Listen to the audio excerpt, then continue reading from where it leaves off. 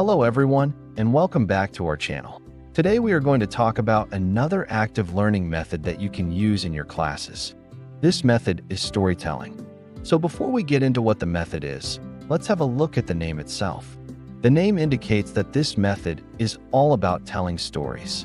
But there is a little more to it than just telling stories.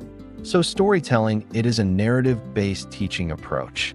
It works for all levels of education from primary school to secondary school to even college and university.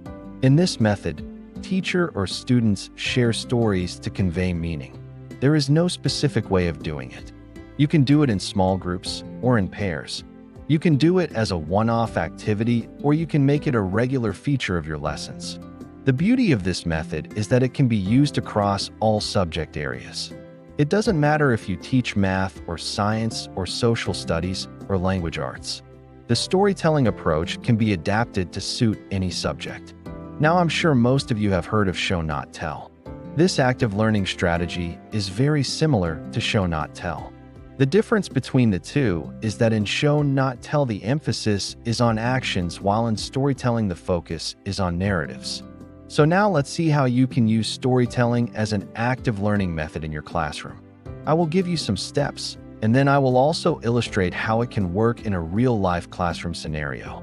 Step number 1, assign topics. The first step is to assign a topic or a theme to each student or to pairs of students. Each student or pair will need to come up with a story that illustrates the concept they are learning. If you are working with young learners, you may need to give them a list of possible topics to choose from. Also, the topics should be related to the current lesson or the current unit. Step number 2, preparation. Once the students have their topics, they need some time to prepare. Give them enough time to study the concept or the topic thoroughly. After all, they are expected to teach this to their peers. Also, they need time to plan out the story. What will be the beginning, the middle, and the end? Who are the characters in the story? How does the story illustrate the concept? All these questions need to be answered while planning the story. Step number 3, presentation. Now each student or pair presents their story to the rest of the class. This is not like a story time where the teacher reads a story to the students. Here the students are the ones who are in control. They are the ones sharing the story and conveying the message. Some students might read a story from a book. Others might tell an original story, or they might tell a story based on their personal experiences. Step number 4, feedback and discussion. After each presentation, give feedback and appreciate the effort. If possible, ask the presenter to make some notes on behalf of the other students. These notes will help the presenter improve the story.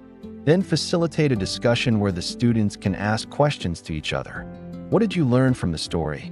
How did the story help you understand the concept? Can you think of other ways to illustrate the same concept? Such discussions will help the students internalize the concepts better. Now let's see an illustration of students engaged in the storytelling active learning method. Here we see a group of students sitting in a circle. They are discussing something in an animated manner. Some are nodding their heads in agreement, while others are shaking their heads in disagreement.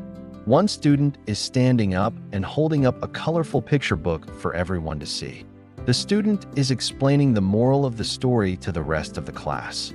Other students are listening attentively. This scene shows the dynamics of the storytelling approach.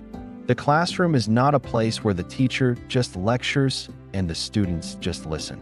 Rather, it's a place where everyone participates and learns together. The teacher or the students can facilitate this activity. This approach allows every student to actively participate in the learning process. This is especially helpful for shy students. Initially, they may be reluctant to share their stories, but as the activity progresses, they will become more confident. If you found this video helpful, hit that subscribe button and follow us for more on active learning methods. Thank you for watching.